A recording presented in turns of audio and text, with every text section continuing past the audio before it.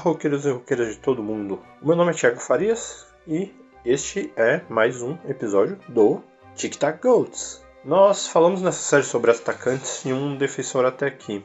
E é muito mais fácil roubar os holofotes quando seu principal trabalho é fazer a parte mais fundamental do hóquei no gelo, que é o gol. Você constrói uma grande jogada ou simplesmente finaliza ela. E está ali, um ponto para você. Basta repetir esse processo várias vezes em um jogo. Depois você repete por toda a sua carreira esse processo e voilá! Você vira um GOAT da NHL. Quando você é defensor, isso fica um pouco mais difícil, mas suas chances são melhores do que quando se marca poucos pontos e seus acertos passam despercebidos e seus erros são escancarados. É claro que não é tão simples assim, mas o reconhecimento no hóquei no gelo pode ser um processo tão simplório a ponto de fazer grandes jogadores ficarem esquecidos. Mas às vezes, mesmo um goleiro pode sair tão bem a ponto de virar uma força que não pode ser negada. Em 2014 e 2015, Carey Price fez isso e foi votado o jogador mais valioso da liga tanto pelos colegas jogadores quanto por jornalistas, levando o Ted Lindsay Award e o Hart Memorial Trophy, além do Vezina Trophy, que é o prêmio dado ao melhor goleiro da temporada. Alguns bons anos antes disso, um goleiro conseguiu a façanha de conquistar Hart, Ted Lindsay e Vezina na mesma temporada, por 2 temporadas consecutivas. Houve um tempo em que, indiscutivelmente, um goleiro foi o melhor jogador do mundo no hóquei no gelo masculino. A nossa história, pela primeira vez, começa fora da América do Norte. Ela começa na cidade de Pardubice, na então Tchecoslováquia, no dia 29 de janeiro de 1965. Naquele dia, nasceu Dominik, filho de Alois Kastanek e Marie. Mas aos 2 anos de idade seus pais se divorciaram e Sogardo ficou com a mãe. Marie se casou então com Jan Hajek e Dominik ganhou o sobrenome de seu padrasto, que foi uma das figuras paternas em sua vida. Jan trabalhava numa mina, por isso passava muito tempo fora de casa. Dominik costumava ficar com seu avô, Antoni Tyrell, e desde os 3 anos de idade ele brincava de ficar defendendo pênaltis, do futebol mesmo. O avô contava que quando se cansava de chutar bolas para Dominik defender, o menino dava birra para ele continuar chutando. Outra prática que avô e neto tinham era do garoto usar um stick de hóquei para defender o gol, que era a porta da cozinha, e o avô sacava bolas de tênis para que Dominik pudesse defender. Com 5 anos, Jan Hajek levou o Dominik para patinar no gelo pela primeira vez. Aos 6, ele foi levado para fazer um teste como goleiro em um time de hóquei local. Como ele sabia patinar, gostava de jogar no gol e era alto para a idade dele, Dominik Hajek foi aceito para jogar no time dos garotos de 9 anos. Dominik cresceu jogando hóquei, futebol e tênis. Quando ele completou 16 anos, deixou os outros esportes para trás e virou jogador de hóquei no gelo em tempo integral após ser contratado pelo Tesla Pardubice, o time da sua cidade natal. Ele fez sua estreia no time principal aos 17 anos, durante a temporada de 1982-83, sendo um destaque mesmo ainda muito novo.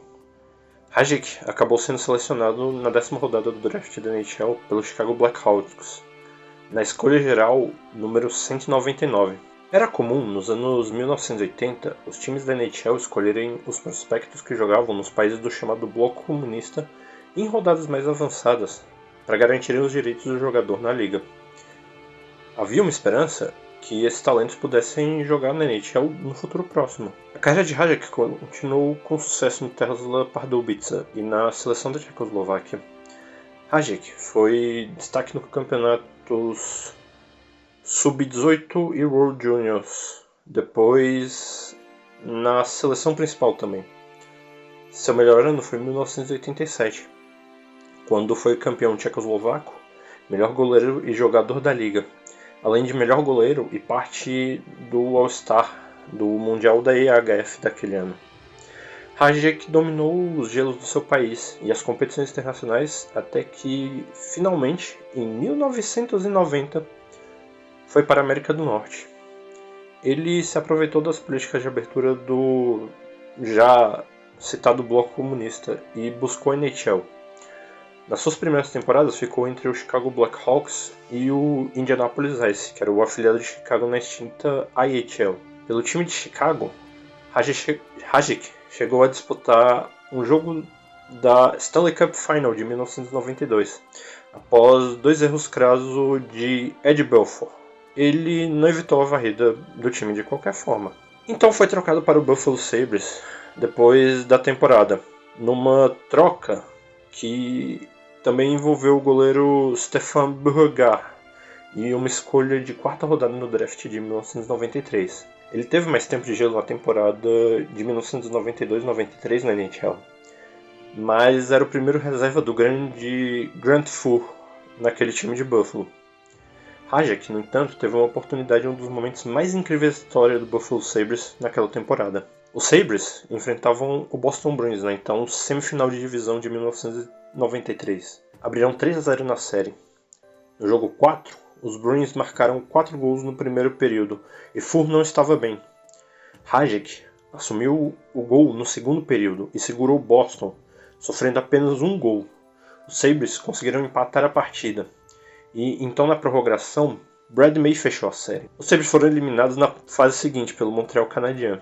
Dominic Hajic também não chegou a jogar em nenhum desses 4 jogos, mas naquele jogo 4 contra o Boston Bruins foi o momento em que sua lenda na NHL nasceu. Na temporada 1993-94, Dominic Hajic acabou virando o goleiro número 1 do Buffalo Sabres. O que inicialmente parecia um movimento natural, tornou-se um momento decisivo na história da NHL e do hockey no gelo.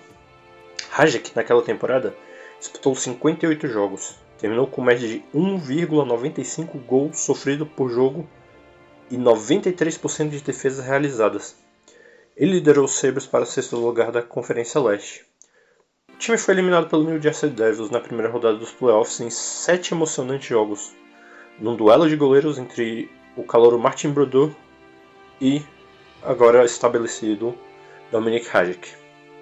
Seu desempenho na temporada 1993-94 levou Hajic a ser o segundo colocado na disputa pelo Hart Trophy, o prêmio de MVP da liga, e vencer o Vezina, é claro. Esse era um vislumbre do futuro da NHL. Hajic venceria o Vezina em 1995 novamente. Em 1996 ele teve ótima temporada outra vez, mas não ficou entre os finalistas. Então chega a temporada de 1996-97 e o momento em que Dominic Hajic dominou o mundo, virando o Dominator. Naquela temporada, Hajic voltou a conseguir 93% de defesas em 67 jogos disputados. Foi uma corrida inacreditável com Martin Brodeur, Jeff Hackett do Chicago, Patrick Roy do Colorado Avalanche, Jan Van Beersbrook do Florida Panthers e tantos outros goleiros. Mas Hajic impressionou a todos não apenas por ser o melhor goleiro, mas ele era o melhor jogador de toda a liga. Ele venceu o Vezina pela 3ª vez, mas também pela primeira vez venceu o Hart Trophy e o então Lester B. Pearson Award, que é o atual Ted Lindsay Award, o prêmio de melhor jogador votado pelos próprios jogadores. Foi a primeira vez que um goleiro conseguiu faturar 3 grandes prêmios numa única temporada regular da NHL em toda a história da liga. O modo nada ortodoxo de jogo de Hajic, junto a uma técnica inigualável na época, o colocaram acima de todos os outros goleiros e qualquer jogador da NHL no final da década de 1990. E não era como se não tivéssemos grandes jogadores de linha atuando na NHL também. Então chega em 1997-98. Era o momento que muitos esperavam, porque pela primeira vez os jogadores da NHL participariam das Olimpíadas. Hajic já havia disputado jogos em 1988 pela Tchecoslováquia, mas era a primeira vez que jogaria como Tchequia, já que seu país havia se separado da Eslováquia em 1992. O torneio estava carregado de talentos, e os tchecos corriam por fora por uma medalha. Estados Unidos, Canadá, Rússia e Suécia eram as seleções favoritas no hóquei masculino. Os tchecos eliminaram os estadunidenses nas quartas de final. Depois derrotaram o Canadá num jogo épico decidido no shootout durante a semifinal. E na final, Hajic fechou o gol contra a Rússia e ajudou a garantir a medalha de ouro para a Tchequia. Na NHL, Hajic liderou a liga com 13 shootouts, e 93,2% de defesas durante a temporada regular.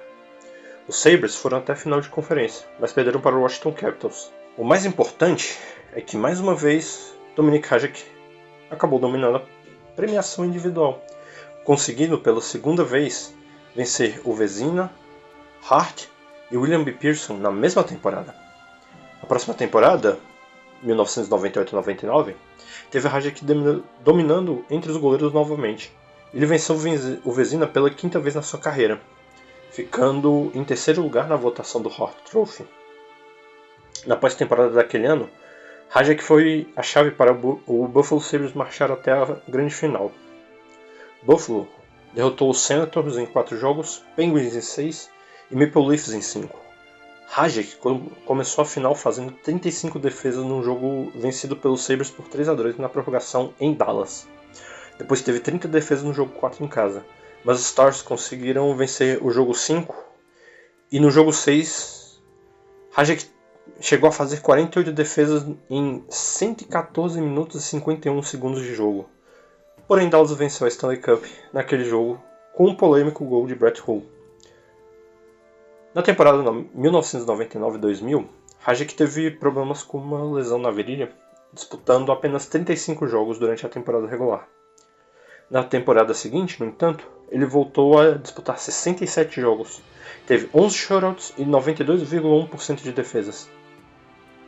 Hasek garantiu nessa temporada seu 6º Vezina Trophy. Ele ajudou os Sabres a chegarem à segunda rodada dos playoffs, mas aquela foi a última temporada dele em Buffalo. Hasek queria vencer a Stanley Cup, e Buffalo não era capaz de conseguir fazer esse destino se cumprir.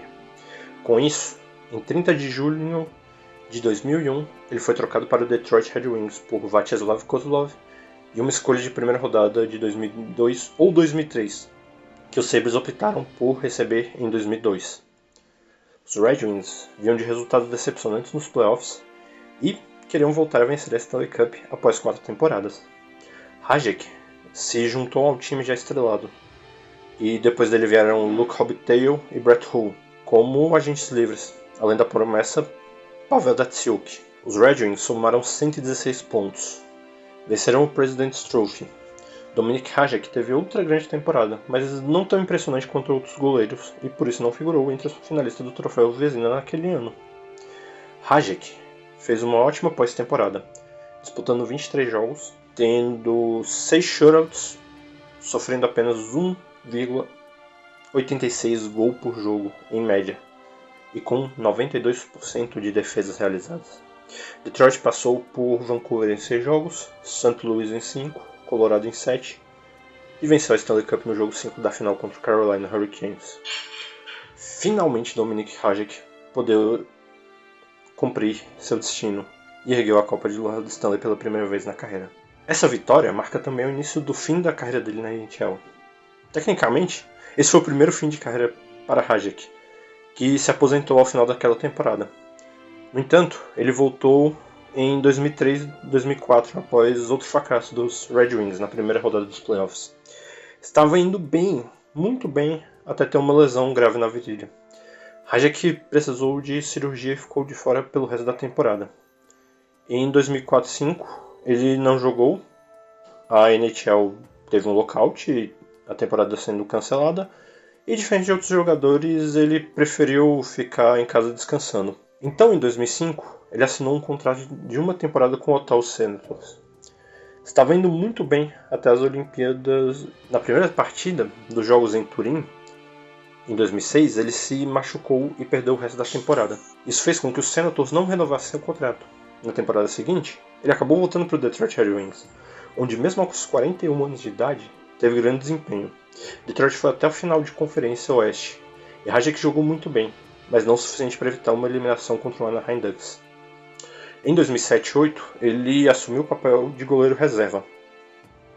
Chegou até a disputar jogos durante os playoffs, e naquela temporada Dominik Hasek venceu a sua segunda Stanley Cup, e pela segunda vez ele se aposentou, apenas para voltar depois de uma temporada. Hasek voltou a jogar em 2009-10 pelo Dino Pardubice. O seu time de origem, que havia mudado o nome de Tesla para Dynamo. No ano seguinte, ele aceitou uma boa quantia para jogar pelo Spartak Moscou da KHL, e então se aposentou pela terceira e definitiva vez.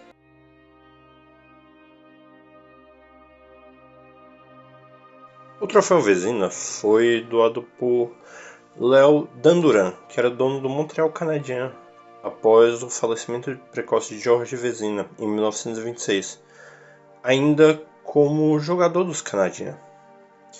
Entre 1926, 27 e 1945-46 não havia um critério único.